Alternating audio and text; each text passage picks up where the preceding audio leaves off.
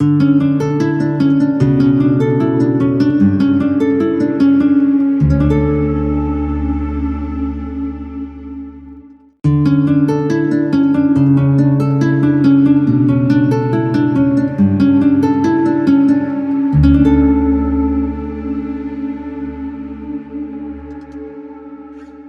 उम्मीद करता हूँ आप सब खैरियत से हैं और खुदावंद में शादमान हैं। आप मेरे साथ निकालिए पहला पतरस उसका दूसरा बाब और उसकी 9वीं और 10वीं आयत खुदावंद के कलाम में से तिलावत करेंगे। इस पैसेज पे पहले भी हम आपसे कई दफ़ा बात कर चुके हैं, लेकिन ये ऐसी बातें हैं जिसे बारहा हमें दोहराते रहना चाहिए, इसको रिवाइज करना चाहिए, ताकि हम रूहानी तौर पर कहीं भटक ना जाएं, रूहानी तौर पर कहीं इधर उधर ना हो जाएं, हमारी लाइफ फोकस्ड रहे। पहला पतरस दूसरा बाब 9वीं और 10वीं आयत खुदावंद के जिंदा कलाम में यूं लिखा है, लेकिन तुम एक बरगजीदा नस्ल, शाही काहिनों का फिरका, मुकद्दस कौम और ऐसी उम्मत हो जो खुदा की खास मिल्कियत है, ताकि उसकी खूबियां जाहिर करो, जिससे तुम्हें तारीकी से अपनी अजीब रोशनी में बुलाया है। पहले तुम कोई उम्मत ना थे मगर अब खुदा की उम्मत हो, तुम पर रहमत ना हुई थी मगर अब तुम पर रहमत हुई। आमीन। लेकिन तुम एक बरगजीदा नस्ल, शाही काहिनों का फिरका और मुकद्दस कौम और ऐसी उम्मत हो जो खुदा की खास मिल्कियत है। मैं और आप मुकद्दस कौम है, मैं और आप बरगजीदा लोग हैं, मैं और आप ऐसे लोग हैं जिन्हें खुदा ने खास अपने लिए अलग कर लिया है। हम खुदा की प्रॉपर्टी हैं। किसकी प्रॉपर्टी है जी? हम खुदा के लोग हैं, हम खुदा के नाम से कहलाते हैं और खुदा चाहता है कि हम उसकी बादशाहत को अपनी जिंदगी के अंदर कबूल करें और उसकी बादशाहत के अंदर, उसकी लीडरशिप के अंदर अपनी जिंदगी गुजारें। हम उसकी मिल्कियत क्यों हैं? खुदा ने क्यों हमें मुकद्दस किया है? खुदा ने क्यों हमें बरगजीदा किया है? बरगजीदा करने का मतलब यह है अलहदा कर लेना। खुदा ने हमें सेपरेट किया है, दुनिया से अलग किया है, ताकि हम उसकी खूबियां जाहिर कर सकें। और लिखा है, जिसने तुम्हें तारीकी से अपनी अजीब रोशनी में बुलाया। पहले तुम कोई उम्मत ना थे मगर अब खुदा की उम्मत हो, तुम पर रहमत ना हुई थी मगर अब तुम पर रहमत हुई। हम पहले कोई उम्मत ना थे, लेकिन अब हम एक उम्मत हैं और खुदा के लोग हैं। ये बातें मैं जब कभी भी सोचता हूं और इन पर गौर करता हूं, खुदा के कलाम में इन बातों को सीखता हूं, पढ़ता हूं और इनके ऊपर ज्ञान और ध्यान करता हूं, तो मुझे ख्याल आता है कि एक मसीही की जिंदगी जो है उसका स्टैंडर्ड बहुत हाई है, हाई स्टैंडर्ड है।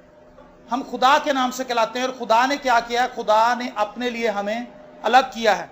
और अगर हम इसी खत का पहला बाब पढ़ें, उसकी 15वीं-16वीं आयत में लिखा है, बल्कि जिस तरह तुम्हारा बुलाने वाला पाक है उसी तरह तुम भी अपने सारे चाल चलन में पाक बनो, क्योंकि लिखा है कि पाक हो इसलिए कि मैं पाक हूं। खुदा जो है वो हमें इसलिए अलग करता है ताकि हम अपने सारे चाल चलन में पाक हों। हम अपनी जिंदगी के हर एक कदम को फूंक फूंक कर रखें, संजीदगी से सोचकर खुदा के कलाम की रहनुमाई में आगे बढ़े और अपनी जिंदगी में कोताही से बचने की कोशिश करें। आप जब कभी भी खुदा के कलाम से नजर हटाएंगे, हमसे गलती सरजद हो जाएगी। जब तक आप खुदा के कलाम को फोकस रखेंगे, आप गालिब रहेंगे।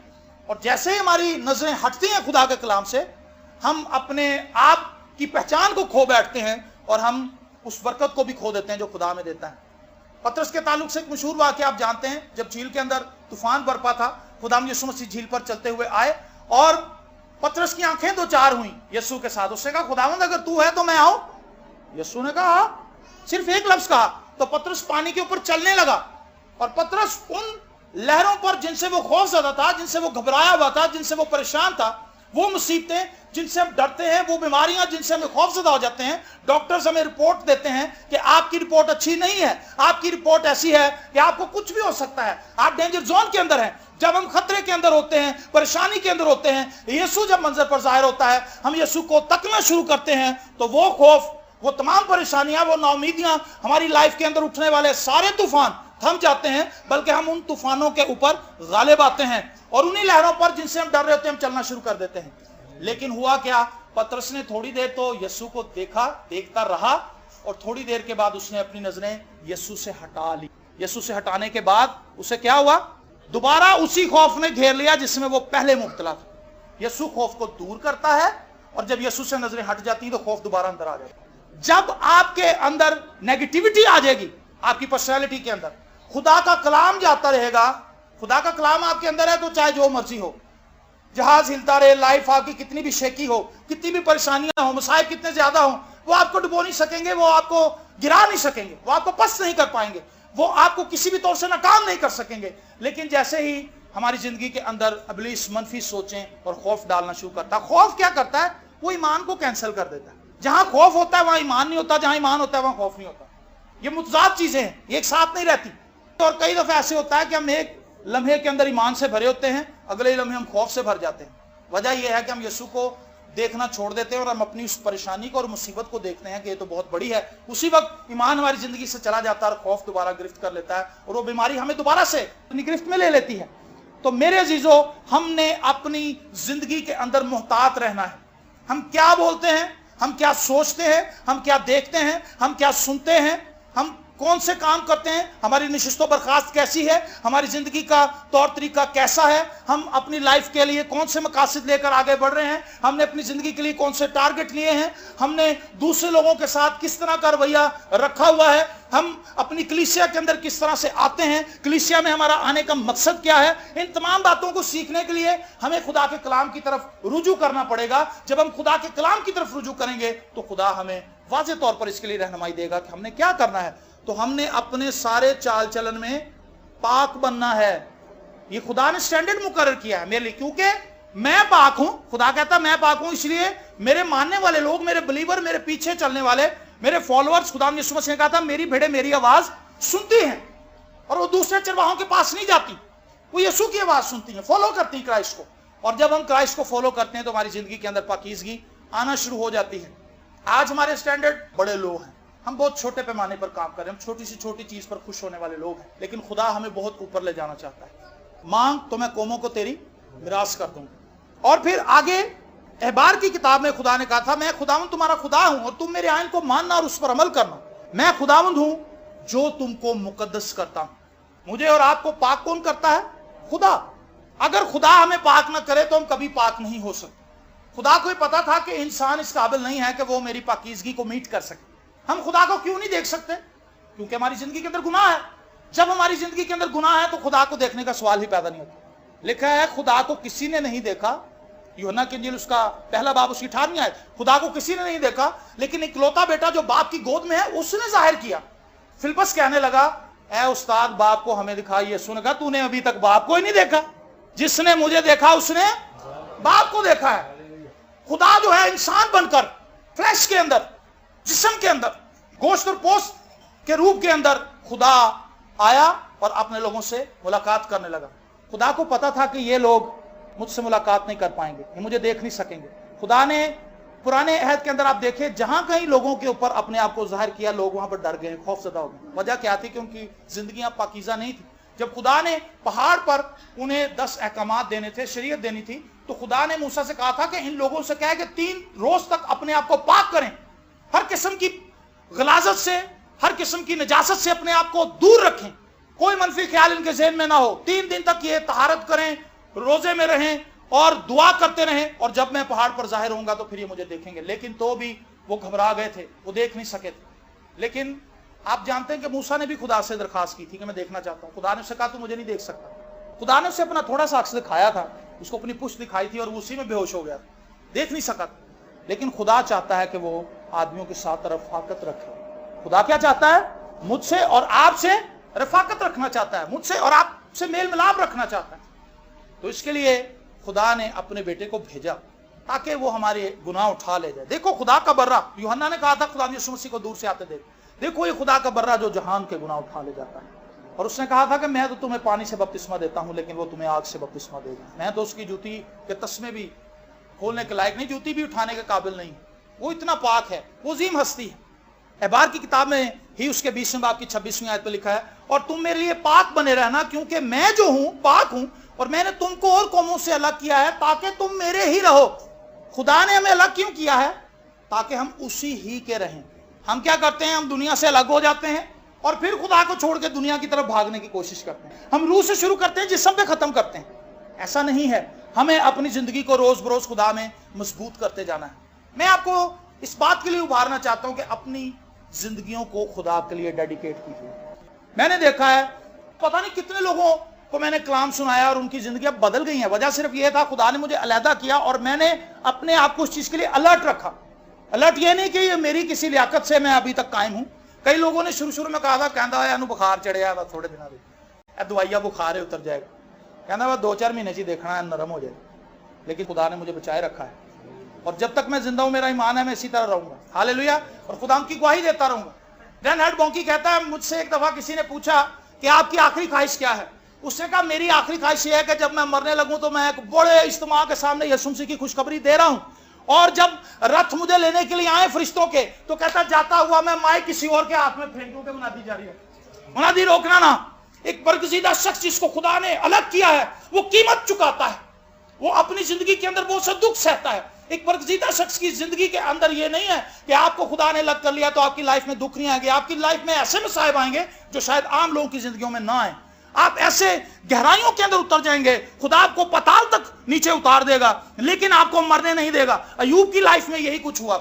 आप जानते हैं, उसके बच्चे मर गए, उसके माल मवेशी मर गए, उसकी दौलत जाती रही, उसके अपने बदन की सेहत जाती रही, यहां तक कि उसके दोस्त जब उसे मिलने के लिए आए तो कलाम मुकद्दस में लिखा है, उसके दोस्तों ने दूर से जब उसे देखा तो उसको पहचाना नहीं और वो रोने और चिल्लाने लगे। उसका दुख इतना बड़ा था कि 7 दिन तक उसके दोस्त बोल नहीं सके, सिर्फ उसके पास बैठ के रोते रहे। इतनी कर्ब की हालत में था अय्यूब, इतना दुख था उसकी लाइफ में। अगर यहां पे कोई पता लेने के लिए आए तो 15 मिनट के लिए पता लेने आता है। हॉस्पिटल में बैठते हैं, देखते हैं कौन सी दवाइयां खा रहे हैं, हाँ जी की कह रहे हैं डॉक्टर, चले जाते हैं। लेकिन अय्यूब का दुख इतना भारी था कि 7 दिन तक उसके दोस्त बोल नहीं सके, क्योंकि जुबान नहीं खुली कि शख्स को हम कैसे तसल्ली दें, इसका तो सब कुछ तबाह हो गया है। लेकिन खुदा ने फिर उसको बहाल किया, खुदा ने उसको फिर एग्जॉल्ट किया, खुदा ने उसको फिर उठाया और खुदा ने लोगों के सामने एक बड़ी गवाही रखी कि मैं अपने लोगों को दोबारा कायम करने पर, उन्हें बहाल करने पर कादिर हूं। मैं आपको इस बात के लिए भारना चाहता हूं, एक आम जिंदगी ना गुजारें, एक आम जिंदगी से ऊपर आए, क्योंकि खुदा चाहता है कि हम सब इसी स्टैंडर्ड पे लाइफ गुजारें, छोटी छोटी बातों को दरगुजर करें। आज अगर कोई हमें बुरी बात कह दे, कोई बात नहीं, कहने दे। आप बरगुजीदा लोग हैं, आप उन्हें दुआ दें। अगर कोई आपसे कर्ज लेता है, वापस नहीं करता, किसी दूसरे को जाकर ना बताएं कि उसने मेरे से पैसे लिए थे, वो मुझे वापस नहीं कर रहा, देखो जी कितना पैड़ा आदमी। आप कहें कोई बात नहीं, खुदा ने मुझे दिया था। और लिखा है, अगर तेरे पास और कोई तुझसे मांगे तो उसे ये ना कहना कि कल ला, उसको उसी वक्त दे दे। इसका मतलब है खुदा चाहता है कि अगर कोई मुसीबत ज्यादा कर्ज लेने के लिए हमारे पास आए, लिखा है अगर कोई तुझसे कर्ज मांगे तो उसे वापस खाली हाथ ना जाने दे, उसकी मदद कर। हमारी जिंदगी के स्टैंडर्ड बहुत बुलंद होने चाहिए। पैसों की तरफ से नजर हटाकर खुदा की तरफ नजर लगाएं, जमीनी आसाइश से नजर हटाकर उन चीजों पर नजर लगाएं जहां पर जंग नहीं लगता, जहां पर चोर चोरी नहीं करता, जहां पर आपकी दौलत जाया नहीं होगी, जहां पर आपकी दौलत हमेशा हमेशा के लिए महफूज हो जाएगी। यहां पर जो हम दौलत कमाते हैं, बड़ा माल कमाते हैं एक जमाने में, और कुछ ही सालों के बाद जब उस शख्स का कारोबार कोलैप्स करता है तो वो शख्स लोगों से 100-200 रुपया उधार मांग रहा होता है। एक जमाने में उसकी बड़ी बड़कें होती हैं, एक जमाने में वो बड़ा फख्र कर रहा होता है कि मेरा कारोबार बहुत है। नादान शख्स कहने लगा, इस दफा बड़ी खुराक हुई है, तू ऐसे करके बड़े बड़े गोदाम बना ले ताकि तू वहां पर अपनी खुराक को स्टोर कर सके। लेकिन लिखा है, यीशु ने कहा है, नादान आज ही तुझसे तेरी जान तलब कर ली जाएगी, आज ही ले ली जाएगी। आप इसलिए अलग किए गए ताकि मैं और आप खुदा ही के लिए रहें। और मैं आपको बताऊं, जो लोग खुदा के लिए जीते हैं उन लोगों की जिंदगी के अंदर मैंने ऐसे जलाली काम देखे हैं कि लोग हैरान हो जाते हैं। पतरस को खुदा ने अलग किया था, क्या करता था, मछलियां पकड़ता था और वहां पर अपने दोस्तों के साथ रहता था। गुसीला आदमी था, मैं अपने तखयलात में सोचता हूं गालियां बड़ी देता है। गुसीले आदमी का काम ही है, उसका काम भी ऐसा ही था। और मंडी में जाता था, वहां पर लोगों को गालियां देता होगा, लड़ता झगड़ता होगा, क्योंकि खुदाम यीशु मसीह के साथ रहते हुए भी लड़ाई झगड़ा करता रहा है एक हद तक। लेकिन जब खुदाम यीशु मसीह की उसे भरपूर समझ आ गई तो उसकी जिंदगी यकसर बदल गई। तो खुदाम यीशु मसीह ने उसे अलग किया। एक मछेरा देखें, सबर में लाएं अपने, उसके कपड़े गंदे हैं और वो बैठा हुआ है। खुदाम यीशु मसीह से कहता है, तू मेरे पास से चला जा क्योंकि मैं गुनाहगार हूं। तो यीशु मसीह ने उससे कहा कि तू तो मछलियों का शिकार करता, लेकिन मैं तुझे आदमगीर बनाऊंगा। तू बंदे पकड़ेगा, पहले तू मछलियां पकड़ता था, लेकिन अब तू आदमगीर है, अब तू रूहों को बचाएगा, खुदा का काम करेगा और तू लोगों को मेरे खत्ते के अंदर लेकर आएगा और तू मेरे कलाम की खिदमत करेगा। एक मछेरा आदमी जब गलियों में से गुजरता है तो लोग उसके साए के आगे अपने बीमारों को लिटा देते हैं ताकि शिफा पाएं। तो सब्र करें, जब मैं और आप अपनी जिंदगी खुदा को दे देते हैं, खुदा अपना मसा, खुदा अपना जलाल, खुदा अपना रोब, खुदा अपनी कुदरत हमारी लाइफ के अंदर उंडेल देता है। खुदा यीशु मसीह ने कहा था, ये काम जो मैं करता हूं तुम ये भी करोगे, बल्कि इससे भी बड़े। खुदावन की बातें कभी झूठी नहीं होती। और जब हम अपनी जिंदगी को डेडिकेट करते हैं, खुदा अजीबोगरीब तरीके से काम करने शुरू करता है। जब आपके आगे ऐसे लोग चल रहे हो जो पहले से ईमान में हैं, जो खुदा को जानते हैं, जो खुदा की बरकत को पहचानते हैं, तो पीछे चलने वाले लोगों को सपोर्ट मिलती है। दाऊद जो था वो खुदा के मसा को जानता था, लेकिन उसके भाई बड़े बड़े सूरमा होने के बावजूद भी खुदा को जानते नहीं थे। आपके आगे चलने वाला शख्स खुदा की कुदरत को रिलीज करता है। समझे इस बात को, ये बड़ी गौरतलब बात है। जब उस नौजवान ने कहा कि मैं लड़ने के लिए जाऊंगा, साउल कहने लगा तू बेवकूफ आदमी है, वो तो बचपन ही से सूरमा है, उसको तो तलवार चलानी आती, उसकी तो तलवार इतनी बड़ी तेरे जितनी। उसने कहा मैं जाऊंगा, क्योंकि मेरे मालिक जब मेरी भेड़ उठाकर कोई शेर बबर ले जाता था तो मैं उसके पीछे भागता था जंगल में, मैं अपनी भेड़ को जाने नहीं देता था, मैं उसके पीछे जाता था और उसका मुंह फाड़ के अपनी भेड़ को बाहर निकाल लेता था। तेरा खादम रीछ से भी लड़ा है। रीछ कितना पावरफुल होता है। वो एक हमने देखा मदारी आते हैं, वो नकली फाइट करते हैं रीछ के साथ, वो नकली फाइट होती है, उसने सिखाया होता है, लेकिन ओरिजिनल वन के अंदर से, जंगल के अंदर से अगर कोई रीछ निकल के आए तो वो एक बंदे को तो समझते ही कुछ नहीं है, मिनटों में चीर फाड़ देता है। और दाऊद कहता है मैंने रीछ का भी पीछा किया है, मैं रीछ से भी लड़ा हूं और मैंने अपनी भेड़ को मरने नहीं दिया। इस नामख्तून की ताकत रीछ जितनी होगी या शेर बबर जितनी होगी, मैं लड़ूंगा। वो खुदा को जानता था, उसे पता था मैं खुदा का ममसू हूं, खुदा ने मुझे मसा किया है। और जब 40 दिन तक वो शख्स बनी इस्राएल कौम की फसीहत करता रहा और उसने कहा निकालो कोई मर्द, तो सारे डरे थे बनी इस्राएल। लेकिन ये नौजवान निकला बाहर, ये पत्थर लेके आया था 5, इसके पास गुलेल थी, फलाखन। इसने कहा मैं लड़ूंगा तेरे साथ। उसने कहा क्या तूने मुझे कुत्ता समझा है? क्या मैं कोई छोटा सा बंदा हूं? तू जानता नहीं मुझे? तू बेवकूफ आदमी मरने के लिए यहां पर आ गया, चील कौवे तेरे गोश्त खाएंगे आज। तो दाऊद ने उससे कहा तू तो भाला और बच्ची लेकर मेरे खिलाफ आता है, लेकिन मैं जिंदा खुदा के नाम से तेरे खिलाफ आया हूं और मैं आज ही तेरा सर तेरे तन से जुदा कर दूंगा। और कलाम में लिखा है उसने एक ही वार किया, एक ही वार से उसने जाती जूलियत को गिरा दिया, जिसने 40 दिन से डराया हुआ था बनी इस्राएल। एक बंदे ने ईमान शो किया और फिर उसके बाद बनी इस्राएल कौम ने अटैक कर दिया फिलिस्तीनियों के ऊपर। उन्होंने कहा खुदा हमारे साथ है, खुदा हमारी जंग लड़ रहा है। और फिर बुरा ही हाल हो गया फिलिस्तीनियों, जान बचाने के लिए भागे, जो ऊपर चढ़े हुए थे उनके, वापस उन्होंने पलटी खाई और सारे ही मारे गए। एक बंदे ने ईमान शो किया। जब आप किसी बीमार के पास जाएं, अपने ईमान को रिलीज करें, अपने ईमान को शो करें, उसे ये ना कहें कि बाजी बस दुआ ही है कि कुछ हो जाए ताड़े, नहीं, उसे कहें खुदावंद आपको शिफा देगा। अपने ईमान को रिलीज करें और जब आपका ईमान रिलीज होगा, जब आप ईमान की गवाही उसे सुनाएंगे, वो ईमान में खड़ा हो जाएगा, वो मौजा लेने के लिए तैयार हो जाएगा। आप लोगों के ईमान को मजबूत करें, आप लोगों की जिंदगियों को तब्दील करें, क्योंकि खुदा ने आपको बरगजीदा किया है। खुदा ने महज आपको इसलिए बरगजीदा नहीं किया कि आप दुआ करते रहे खुदा मेरी सैलरी वाद, खुदा मैंने रोटी हजम नहीं होती, रोटी हजम हो, खुदा में मैकडोनल्ड द पास में थे, मेरा वीजा ला। हम बरगजीदा हैं, लेकिन हमारी दुआएं क्या हैं?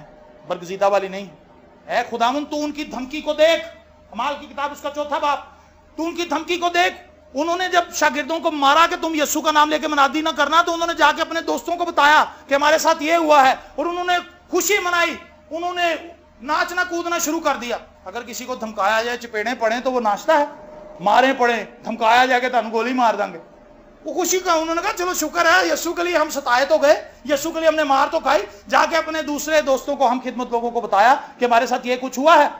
उन्होंने कहा आओ दुआ करें। उन्होंने कहा खुदावंद अब तू उनकी धमकी को देख, तू अपना हाथ शिफा देने के लिए बढ़ा और तू हमें कलाम सुनाने की दिलेरी दे, ताकि हम खुदा का कलाम सुनाते रहे, हम घबरा ना जाए। ये बरगुजीदा लोग हैं। खुदा ने मुझे और आपको अलग किया है। खुदा चाहता है कि हम उस स्टैंडर्ड पर आए जहां पर खुदा हमें देखना चाहता है, लेकिन हमें अपना फोकस चेंज करना होगा। हमारी निगाह दुनिया पर लगी हुई है, लेकिन खुदा चाहता है कि हमारी निगाह दुनिया से हट जाए। देखें खुरूज उसके 29वें बाब की 46वीं आयत में क्या लिखा है, तब वो जान लेंगे कि मैं खुदावंद उनका खुदा हूं, जो उनको मुल्क मिस्र से इसलिए निकाल कर लाया कि मैं उनके दरमियान सुकूनत करूं। मैं ही खुदावंद उनका खुदा हूं। खुदा उनको मुल्क मिस्र से इसलिए निकाल कर लाया था ताकि खुदा उनके साथ रफाकत रखे, खुदा का खेमा आदमियों के दरमियान हो। जब मिस्र के अंदर थे बनी इस्राएल कौम, तो एक भी ईद उन्होंने नहीं मनाई। उनकी लाइफ में कोई खुशहाली नहीं थी, उनकी लाइफ में कोई शादमानी नहीं थी। जबर और बुरे तरीके से मिस्री उन पर मुसल्लत थे और उनको दुख देते थे, उनसे मेहनत मजदूरी करवाते थे। लेकिन जब खुदा उन्हें मुल्क मिस्र से निकाल लाया, तो खुदा ने कितनी ही ईदें दी उन्हें, ईदें मनाने लगे। बेशुमार ईदें हैं जो बनी इस्राएल मनाने लगे, खुशी मनाने लगे। लिखा उनकी बेटियों ने मरियम के साथ दफ लेकर निकली और नाचने लगी। खरूज की किताब उसके 15वें बाब में खूबसूरत उन्होंने गीत गाया, उसमें उन्होंने खुदा की जलाली कामों की शुक्रगुजारी की है। जब हम गुनाह की जिंदगी में से निकल आते हैं, हमारी जिंदगी शादमानी से भर जाती है और हम खुदा के साथ दोबारा जुड़ जाते हैं। जब आदम ने गुनाह किया, गुनाह से पहले खुदा रोज उससे ठंडे वक्त में मिलने के लिए आता था, लेकिन जब गुनाह हो गया तो खुदा ने उसको बागेदन से बाहर निकाल दिया और फिर मेहनत मजदूरी करने लगा, बुरे हाल हो गए। उस वक्त से लेकर जब से आदम निकला है 2000 साल हुए हैं, खुदा यीशु मसीह ने दोबारा आकर मुलाकात कराई है। उसने अपना खून बहाया, कफारा दिया, और आदम से जो गुनाह सरजद हुआ था, जो पहले आदम से पिछले आदम ने आकर यानी खुदा यीशु मसीह ने आकर उस गुनाह को हमारी जिंदगी से दूर किया और गुनाह की वो दीवार गिरा दी, और फिर हम इस काबिल हो गए कि हम रूबरू खुदा को देख सकें। खुदा हमें गुनाह की जिंदगी से इसलिए निकालना चाहता है कि वो हमारे साथ रफाकत रखे। आज मसीहियों की एक बड़ी प्रॉब्लम क्या है, हम तौबा तो कर लेते हैं लेकिन खुदा के साथ रफाकत नहीं करते। बहुत से लोगों को हमने बपतिस्मे दिए, वो दोबारा नजर ही नहीं आए। उनके घरों में भी गए, कहने जी काम से गया है, डबल ड्यूटी कर रहे, वो नहीं आजाद हो गए। उन्हें क्या उनकी खुदा की जरूरत, बट ठीक है ले लिया बपतिस्मा। ऐसे लोग ठोकर का बाइस बनते हैं, वो कहेंगे यार है बपतिस्मा लेना ले आऊंगा। तो एक भाई ने मैं कह भी दिया था, उसने कहा जी आपने मेरी बीवी को बपतिस्मा दिया, मैं तो डरता हूं कि मैं ना बपतिस्मा लूं, मेरी बीवी इतनी बुरी हो गई, कहता चिड़चिड़ी हो गई, लड़ती है, लड़ाई करती है, वो मैनू शैतान कहती। बपतिस्मा जो ले लिया उसने, ये बरगजीदा हुए। ऐसा नहीं, आप अपनी लाइफ को इतना ऊपर ले गए। अगर वो मारता पीटता या गालियां देता था तो उसकी बीवी का काम था कि वो खामोश हो जाती। अगर पहले लड़ती थी तो उसको कुछ भी ना कहती, वो कहती भी तू मुझे मार रहा लेकिन खुदा तुझे बरकत दे, मेरी दुआ है कि खुदा तुझे बरकत दे। ऐसी प्रैक्टिस से तो वो शख्स घबरा जाता कि यार मैं मार रहे हैं तो लड़न भी नहीं दिया, तो उल्टा दुआ दे रही। कोई शख्स आपको कहे खुदावंद आपको बरकत दे दे, तुम उन्हें चपेट मारोगे, आप खाम खा आपका हाथ नीचे चला जाएगा। हमारा ऐसा नहीं होता, एक चपेट पड़ जाए खाने अंज छापर फड़ बच्चों बच्चे मर्जी हो बच्चे खिंच के लाए, मैं नहीं आना वापस, और मामला खराब हो जाते हैं। और वो होती बड़ी दवाइयाँ है, मीटिंग कोई नहीं मिस कर, लेकिन गुस्सा का कंट्रोल नहीं हो रहे। मेरे जीजो देखें कहाँ पर खड़े हैं, हमें अपनी जिंदगी को देखना है। खुदा ने हमें इसलिए निकाला है ताकि हम खुदा के साथ रफाकत रख सकें। और रोमियो के खत के 12वें बाब की पहली दूसरी आयत में पौलुस रसूल फरमाते हैं, पस ऐ भाइयों मैं खुदा की रहमतें याद दिलाकर तुमसे इल्तिमास करता हूं कि अपने बदन ऐसी कुर्बानी होने के लिए नजर करो जो जिंदा और पाक और खुदा को पसंदीदा हो, यही तुम्हारी मकबूल इबादत है। और इस जहान के हम शक्ल ना बनो बल्कि अकल नहीं हो जाने से अपनी सूरत बदलते जाओ, ताकि खुदा की नेक और पसंदीदा और कामिल मर्जी तजर्बे से मालूम करते रहो। हमारी मकबूल इबादत क्या है कि हम अपना आप खुदा को दें। आप कितने ऊंचे गीत गाते हैं इससे कोई फर्क नहीं पड़ता, आपकी आवाज कितनी सुरीली है इससे कोई फर्क नहीं पड़ता, आपकी ताली कितनी बुलंद है इससे खुदा को सरोकार नहीं। आप कितने अच्छे कपड़े पहन के आते हैं, आप परफ्यूम कितना अच्छा लगाते हैं, आप किस हजाम से जाके बाल कटाते हैं जो मशहूर तरीन है, ज्यादा पैसे लेता है, या किस सैलून से बाल कटवाती हैं, आपने कहां से मेकअप करवाया है, आपके बैंक अकाउंट कितना है, खुदा देखता है ने दिल में देता है कि नहीं। जिसने दिल दिया है उसका खाता क्लियर है, जिसने दिल नहीं दिया उसका सब कुछ नील है। 20 साल 30 साल जितना मर्जी अरसा आपको हो गया, इससे कोई फर्क नहीं पड़ता। क्या आपने दिल अपना खुदा को दिया है? मेरा क्वेश्चन है आपसे। बरगजीदा लोग वो हैं जिन्होंने अपना दिल खुदा को दे दिया। जिन्होंने अपना दिल खुदा को दे दिया, फिर पर्स क्या हैसियत रखता, फिर जब हदिया की थैली आएगी तो 10 का नोट नहीं लभदे, 10 रखे सन कितने चले गए, नाल दे नूं कहंदा तुसीं 10 दे दो बाद च ले लेना मेरे, उससे ले लेते हैं 10। तो कई खाली ऐसे कर दे, जेब में पैसे होते हैं टूटे नहीं ने, हुण की करे, कहंदा हुण मैं की करा, खाली हाथ थैली के अंदर ले जाते हैं, छोड़ देते हैं वहां पे जाए। ये बरगजीदा लोगों का काम नहीं। मैंने देखा है कि जो लोग खुदा के साथ चल रहे होते हैं, पैसे की कदर उनकी लाइफ में वैसी नहीं रहती, लेंज नहीं होते। पंजाबी में लेंज होता ना बंदा जो पीछा करता पैसे का, लेकिन जो खुदा के लोग होते हैं वो कहते हैं यार कोई बात नहीं, इस शख्स की जरूरत है, मेरे पास खुदा और दे देगा, उसे पता मेरा खाता ऊपर है और खुदा मुझे देख रहा है, खुदा मुझे मुहैया कर। जो खुदा मछली के मुंह के अंदर सिक्का रख सकता है, जो आसमान से रोटी फेंक सकता है, जो खुदा अपने लोगों के लिए समुद्रों को चीर सकता है, क्या वो आपको एक वक्त की रोटी नहीं खिला सकता? बरगजीदा लोगों की सोच नहीं होती, वो जानते हैं कुछ भी हो। बरगजीदा लोग आग की भट्टियों के अंदर डाले जाते हैं लेकिन बगैर जले बाहर आ जाते हैं। बरगजीदा लोग शेरों की मांद में फेंके जाते हैं, शेर भूखे रह जाते हैं, बंदा बाहर आ जाए। खुदा आपकी प्रोटेक्शन करना चाहता है। बादशाह कहने लगा मैंने तो 3 बंदे फेंके थे, चौथा कित्थों आया, कौन है? और लिखा जब उसकी सूरत देखी तो उसकी सूरत इलाजादे की सी थी। इससे पहले कि सिदरक मिसक और अबदनजू को आग की भट्टी के अंदर फेंका जाता, खुदा पहले ही से वहां पर था। इससे पहले कि आपकी लाइफ के अंदर क्राइसिस आए, खुदा ने आपकी निकलने के लिए रास्ता पहले से वहां पर रखा हुआ। एग्जिट डोर जो है वो ऑलरेडी पहले से मौजूद है। आप बीमार हैं, खुदा ने दरवाजा रखा हुआ है वहां पर, आप निकल जाएंगे। तुम अभी तक किसी ऐसी आजमाइश में नहीं पड़े जो तुम्हारी बर्दाश्त से बाहर। अगर हमारी लाइफ में बर्दाश्त करने की सख्त खत्म हो जाएगी तो खुदा दरवाजा आपकी बर्दाश्त से ज्यादा खुदा आप पर बोझ नहीं डालेगा। आप शुक्रगुजारी करें इस बात के लिए कि खुदावंद इंसाफ करने वाला है। अगर आपकी लाइफ में बड़ी बीमारी आई है, आपकी लाइफ में बड़े क्राइसिस आए, तो शुक्रगुजारी करें कि खुदावंद मेरी यानी कैपेसिटी, हालेलुया। नुक्ता नजर बदलें अपने सोच में। आपके खुदावंद मेरे ऊपर इतने मुसाइब आ गए हैं, तुम मुझसे इतनी मोहब्बत करता है, मेरे अंदर इतनी पावर है। अगर तुम मुसीबत के दिन बेदिल हो जाए तो तेरी ताकत बहुत कम है। अमसाल की किताब में लिखा, जब मुसीबत हमारी लाइफ में आए तो बेदिल ना हो, शुक्रगुजारी करें, खुदा की तमजीद करें। आप देखेंगे कि खुदा की बरकत आप पर छा जाएगी। बाइबल मुकद्दस में लिखा है रोमियो 12वें बाब उसकी 21वीं आयत में, बदी से मगलूब ना हो बल्कि नेकी के जरिए बदी पर गालिब हो। बदी से हमने क्या होना है?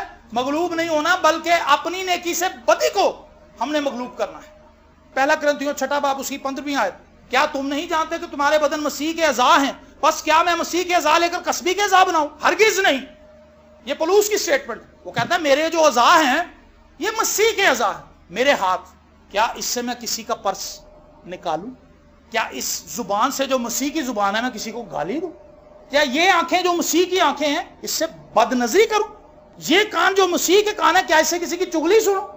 ये मुंह जो खुदा ने मुझे दिया है क्या इससे मैं ऐबजोई करूं लोगों? क्या ये पैर जो खुदा ने मुझे खुशखबरी के लिए दिए हैं मैं लोगों की बदखोई करने के लिए जाऊंगा? तो पता लग गया। एक शख्स था, वो हमारे प्लाजा के साथ ही रहता था, वो बड़ा फितना था, फितनापन भरा हुआ था उसके अंदर बात रहती नहीं थी। उनसे से पता चल जाता, उसने घर में पंप रखा हुआ था साइकिल में हवा भरने वाला। जैसे इसको किसी की बात पता चलती थी फौरन लगा के टाइट करके हवा निकलता था, ताकि छत्ती पहुंच जाऊं।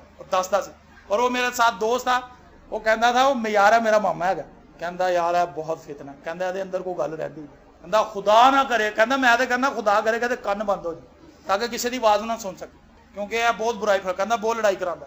आप ऐसे ना हो, मसीह के अज़ा लेकर कसबी के अज़ा ना बनाएं। और आगे देखें पहला कुरिन्थियों 6 बाब उसकी 19वीं 20वीं आयत लिखा है, क्या तुम नहीं जानते कि तुम्हारा बदन रूहुल कुद्स का मक़दस है? हमारा बदन क्या है जी? रूहुल कुद्स का, होली स्पिरिट का टेम्पल है, पाक रूह उसके अंदर रहता है। क्या तुम नहीं जानते कि तुम्हारा बदन रूहुल कुद्स का मक़दस है जो तुम में बसा हुआ है और तुमको खुदा की तरफ से मिला है? ये बॉडी जो है ये खुदा की तरफ से मिली है ताकि खुदा इसमें रहे, और तुम अपने नहीं क्योंकि कीमत से खरीदे गए हो। बस अपने बदन से खुदा का जलाल जाहिर करो। किससे जाहिर करो जी? अपने बदन से। आपके बदन में जो कुछ भी फिट है, आपके बदन में जितने भी अज़ा हैं वो सब खुदा का जलाल जाहिर करने के। लेकिन हमारे नजदीक तो एक ही खुदा है, यानी बाप जिसकी तरफ से सब चीजें हैं और हम उसी के लिए हैं, और एक ही खुदावंद है यानी यीशु मसीह जिसके वसीले से सब चीजें मौजूद हुई, और हम भी उसी के वसीले से हैं। लेकिन सबको ये इल्म नहीं, सारे नहीं है पता। कई उंजी आ जाते हैं, बस जी दुआ कर दो। मैं किस चीज के लिए दुआ करें? बस कर दें। अगर जी आप दुकान पे जाते हैं तो आप उन्होंने कहते हैं जी कहना की लेना, वो कुछ भी दे दो दे दो, माछा ही दे दो। बीवी का मैं साबन लैन भेजा जी, माछा ले आए। वहां पे जाकर बताते हैं कि फलानी चीज इतनी, फलानी चीज इतनी, फलानी चीज इतनी दें स्टोर पे जाकर। तो चर्च में जाकर नहीं कुछ भी दुआ कर दो, हंसते हैं आगे से, पूछे ना कि जी कैसी चीज है वो बस कर दो, बरकत दी कर दो दुआ। खुदा का खादा मैं कहता यार बाइबल मुकद्दस कई हजार बरकत ने, केड़ी बरकत ली दुआ कर? औलाद की बरकत, वो देखो पहले 8 बच्चे हो, तो खुदावंद इसको औलाद की बरकत दी। बताएं खुदा बस बरकत की दुआ कर दो भाई। किस बरकत की दुआ? यीशु ने कहा मैं तेरे लिए क्या करूं? ये कि मैं बीना हो जाऊं। मैं तेरे लिए क्या करूं? मेरा कोट जाता रहे। आइए अपनी जिंदगी के अंदर इस पहचान को हासिल करें। खुदा ने हमें बरगजीदा किया, लेकिन उसका मकसद है कि वो अपना जलाल हमारे अंदर रखे। अलीशा ने उससे कहा था तूने अपने कपड़े क्यों फाड़े हैं? बादशाह से क्या कहा था जी? उसने कहा तूने अपने कपड़े क्यों फाड़े हैं? नुमान ने वहां से मैसेज भेजा था बादशाह ने कि जी मैं एक बंदा भेजना नुमान जिन्हों कोड़ है कि तुसी उन्हें ठीक करो।